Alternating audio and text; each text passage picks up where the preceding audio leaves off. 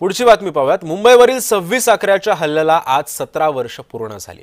Marine drive इथल्या शहीद स्मारकावर आदरांजली मुख्यमंत्र्यांनी वाहिली। पोलीस दलातील वरिष्ठ अधिकारी सुद्धा या कार्यक्रमाला उपस्थित होते।